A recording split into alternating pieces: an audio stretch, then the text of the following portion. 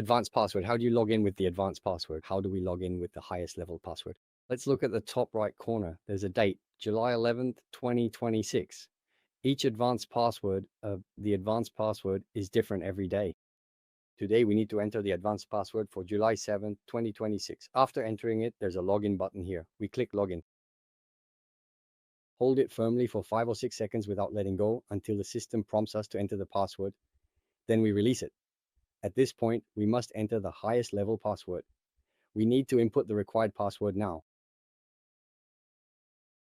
Today, we are going to use the advanced password specifically for July 7th, 2026. Please go ahead and carefully enter the password into the field.